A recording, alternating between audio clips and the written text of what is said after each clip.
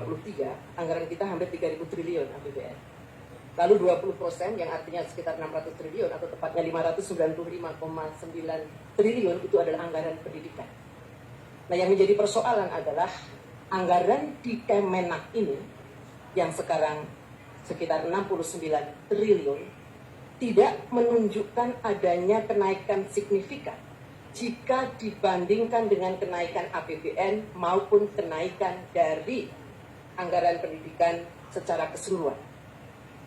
Kalau kita melihat anggaran Kemenak ini tahun 2022 sudah 66, sekian triliun, yang sekarang 69 triliun. Ada kenaikan 2,3 triliun dan itu adalah digunakan untuk gaji dan tunjangan. Artinya apa?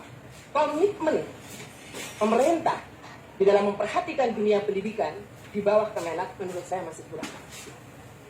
Ini terlihat dari rincian anggarannya. Dari anggaran 69 tadi, fungsi agamanya juga hanya 10,9 triliun. Lalu fungsi pendidikannya 58 triliun. Saya punya data walaupun kasar, perbandingan jumlah siswa, jumlah guru, jumlah sekolah antara Kementerian Pendidikan dan Kementerian Agama. Sungguh ini sesuatu yang tidak rasional, anggaran yang diberikan di Kementerian Agama.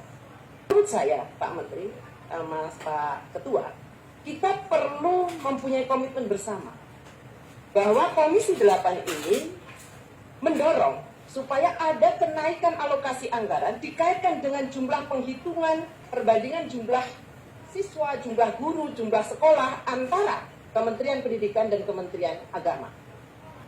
Maka saya berharap ketika kita menghitung ada angka tambahan 50 triliun di fungsi pendidikan pada tahun anggaran 2023 ini, setidaknya 10 triliun mestinya masuk sebagai tambahan ada di Kemenak, setidaknya di luar DAK.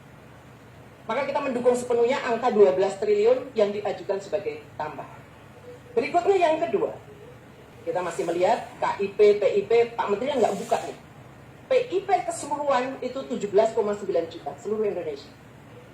Berapa untuk Kemenak? Kalau saya hitung tadi angkanya ada 2,1 T, bansos itu kan termasuk KIP dan PIP menurut saya.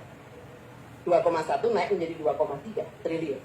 Maka itu pasti tidak lebih dari 2 juta atau hanya 2 juta lebih sedikit yang diberikan PIP dan KIP. Sekali lagi, ada ketidaksetaraan dunia pendidikan kita di bawah Kemendikbud maupun dibandingkan dengan di bawah Kemenak. Maka kita perlu membuat formulasi supaya kemudian kita mendapatkan perolehan angka yang memang ada kesetaraan. Kalau menuntut pendidikan di bawah Kemenak ini bisa memberikan kontribusi yang lebih baik untuk sumber daya manusia, harusnya diimbangi dengan alokasi anggaran yang setara antara Kemendikbud dan Kemenak.